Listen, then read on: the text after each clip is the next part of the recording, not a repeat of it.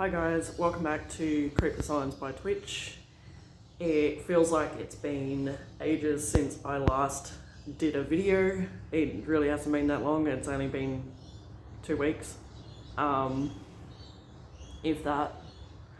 I apologise for not putting up a video last weekend, but I had spent the entire week organising the workshop and rebuilding it after the flooding again.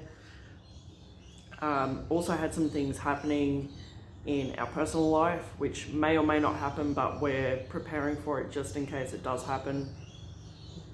It's nothing diabolical or life-threatening, it's, you know, rental crisis things, but we're getting a jump on things just in case we have to, you know, move. The workshop isn't completely finished up and how I want it, but it's going to have to do for now because I need to take a mental break and work on a piece of furniture before I snap. Okay, so the piece I'm working on today is this bedside table. It's just one single bedside table, but it is a big bedside table. Not 100% sure what I'm going to do with it, so I'm just going to get started and see where I go. Yeah, we'll go with that.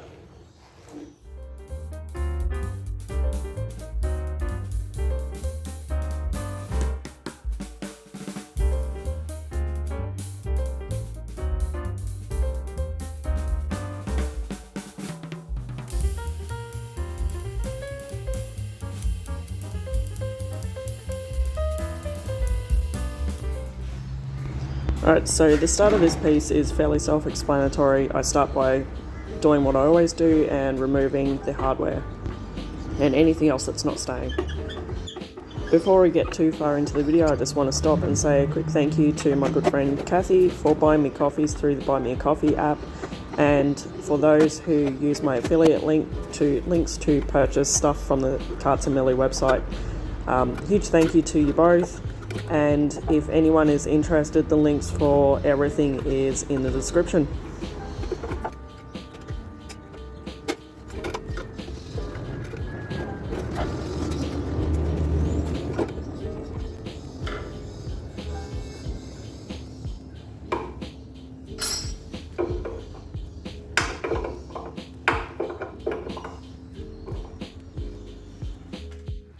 Using Carts and Millie Clean Cut to give this entire piece a really good clean inside and out, and then once I've done everywhere, I'm just going over with clean water and a clean rag to get rid of any residue that might be left behind.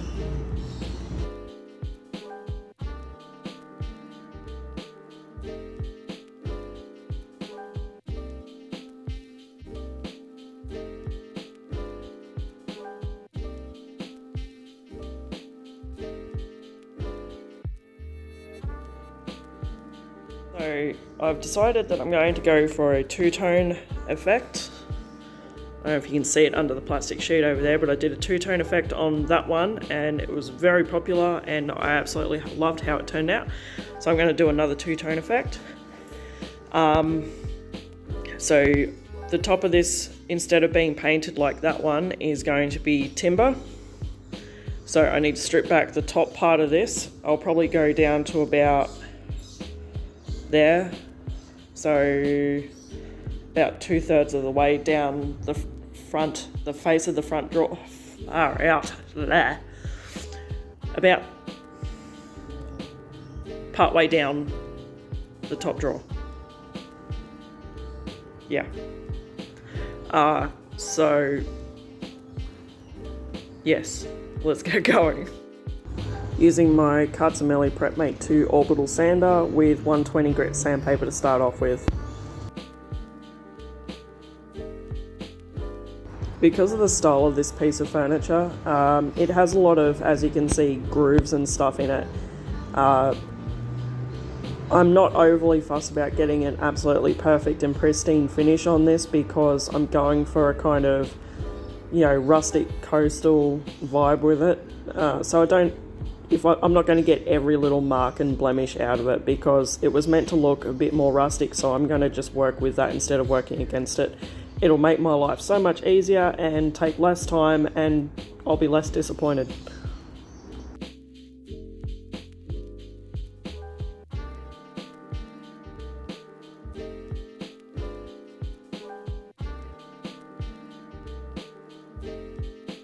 Now that I'm working on the sides, I'm sanding down a bit further than where I need to go, just to make sure that I sand off enough of the old finish, and I'm also scuff sanding with the sander whilst I'm there.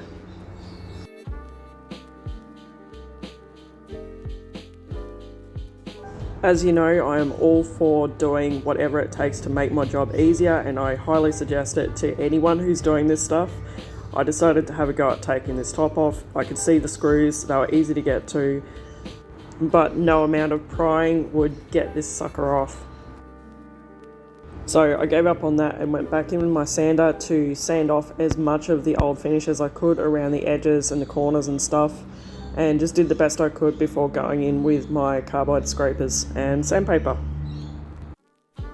Alright, so I got this Carbide scraper from Amazon, and it came with all these different blades. This is why I got it. So you've seen me using this one before, but this one only has a straight blade on it. This one, I've taken all the blades out. This one comes with all different shapes. It is really windy today, so bear with the noise, I'm sorry. So I'm testing these out. I've got a straight one on this for now. The blades are double-ended, so you can just turn it around, and it literally just, you unscrew that. I just take it off like that instead of taking the screw all the way out, and you can flip it around and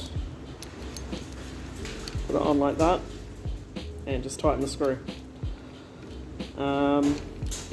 First one I'm going to use is, I'm going to use this one to get this contour here, this curved edge, and we'll see how it goes. You can of course use other methods for removing old finishes, like using paint stripper or sanding. I get a lot of satisfaction out of using Carbide scrapers. It's just, yeah, I love it. You don't have the mess of using a paint stripper, as well as the cleanup and getting rid of, you know, chemicals and stuff. So this is a great option, especially for someone who's looking to be more eco-friendly with their furniture flipping.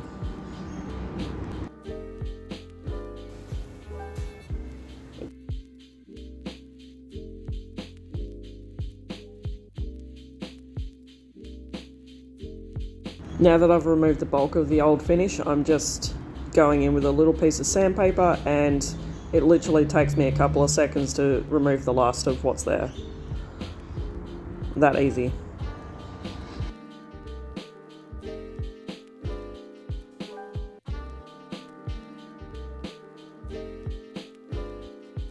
Now that that's all done, I'm just going over it by hand with 180 grit sandpaper and running my hand over all the corners and edges and stuff, just to check that I've got everywhere and everything is nice and smooth.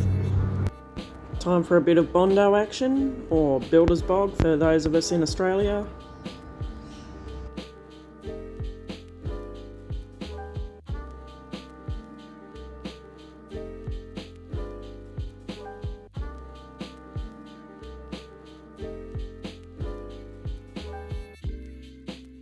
So the Bondo is dry, but still kind of sticky and not able to be sanded yet. So, you know, instead of just sitting around scrolling on my phone, I'm measuring up for the new handle holes while I wait for it to dry.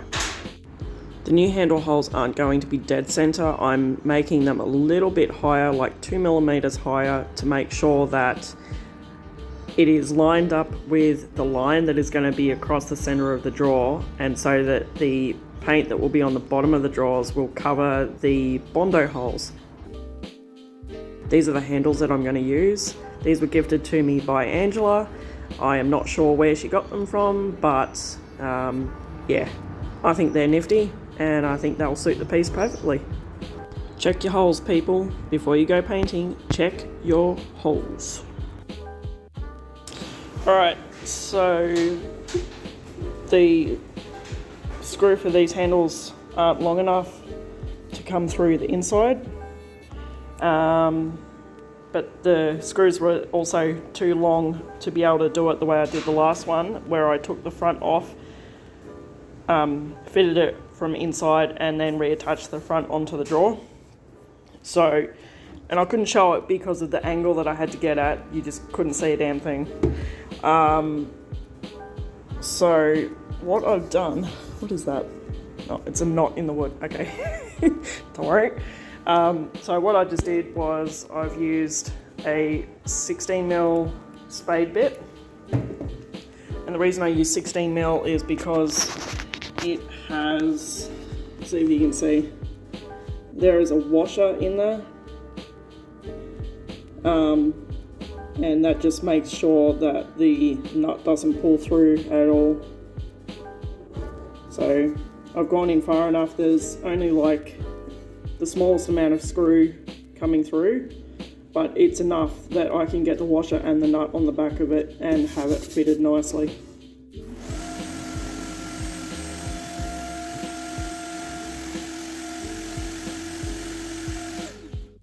Now it's time for me to mark where my lines are going to go.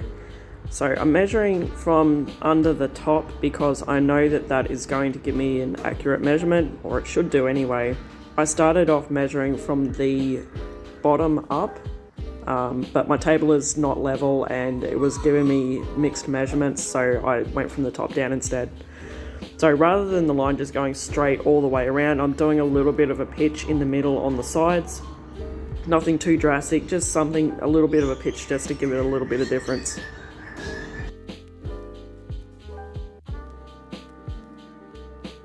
So I'm using Carts and Millie's Charlie Latte in the boutique mineral paint range to do a whitewash. A good equivalent of this for the what Carts and Millie washed away stains would be maybe cuttlefish or sandbar. I don't have either of those on hand, so I'm doing this instead, and it comes up an absolute treat and it's really easy to do. So I just mixed it with a little bit of water and I'm brushing it on and then wiping it back with some paper towel.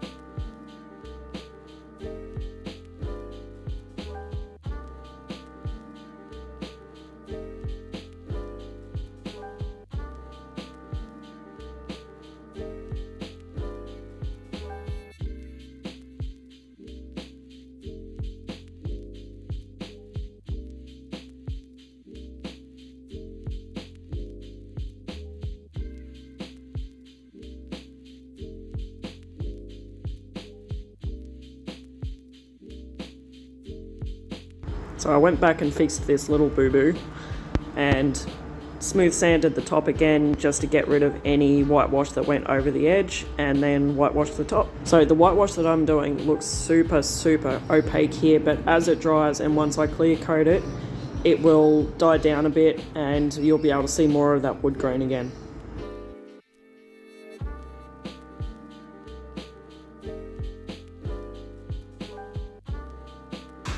Alright, so now that I've whitewashed the top and the top of the sides and all of that, before I go any further, it's hard to see when it's like this whether you've missed any parts with the whitewash.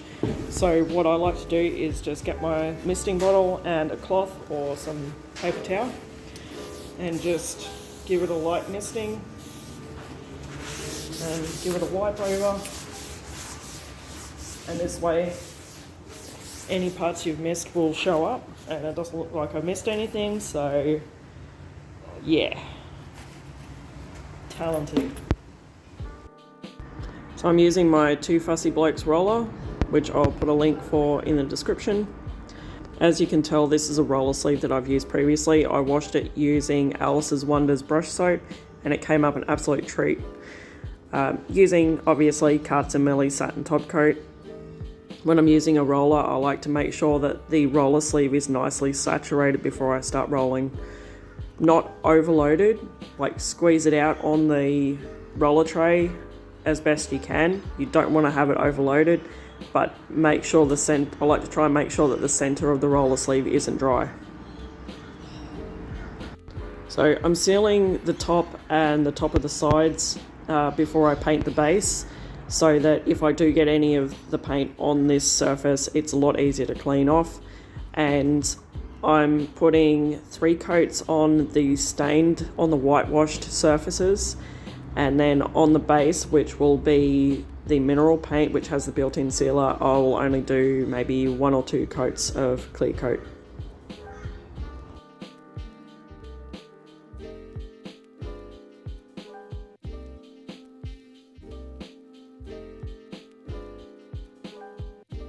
Now that it's time to tape up my lines, you'll actually be able to see the pitch that I was talking about. So I can still see my pencil lines through the whitewash, which has worked out really well. And I'm just placing the tape, instead of directly on the line, I'm going like a millimeter above the line, so that I can absolutely guarantee that no pencil lines will be seen once I've painted it.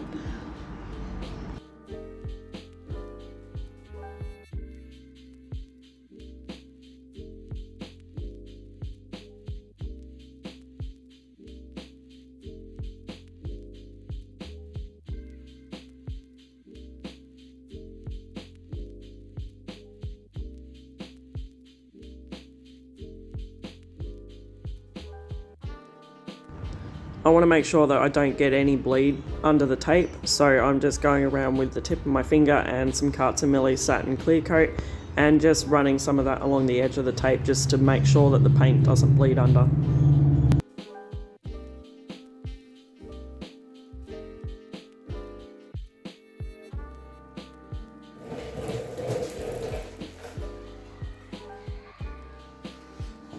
To be honest, I don't want to do today.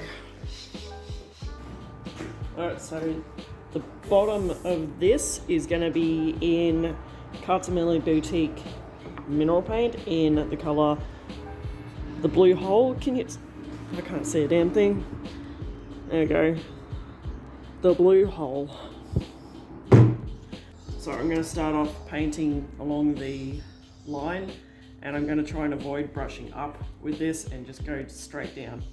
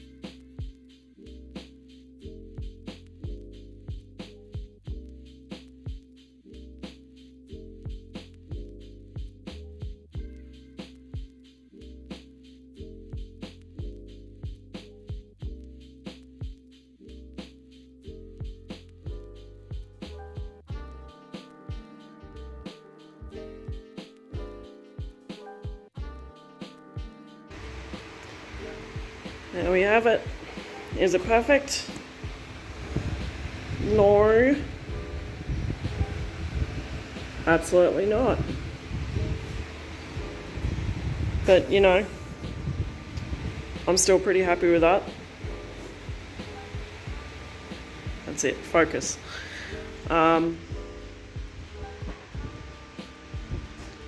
was a little concerned at first about these parts here and how it would look from the side and whatnot, but, you know, I think it's cool. I like how all the different angles kind of shift and move and whatever. Let's not overthink it too much, eh? Oh, jeez.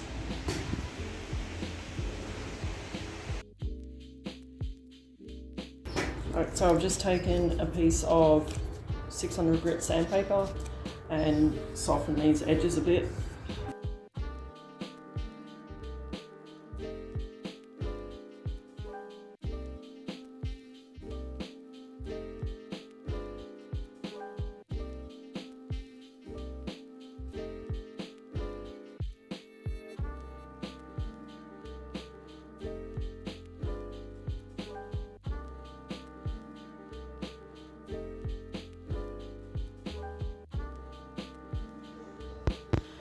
Another day, another dollar.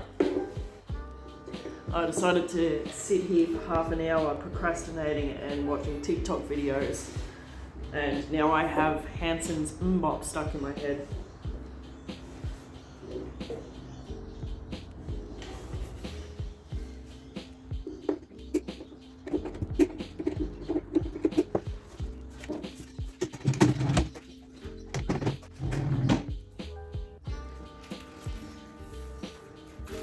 Quick reminder of how she looked before. And here she is, all finished. Not entirely sure what kind of style you'd call this, but I like it. I'm very happy with how it turned out. Let me know what you think in the comments. And yeah, don't forget to check the description for any links of products and stuff that I used. And see you on the next one.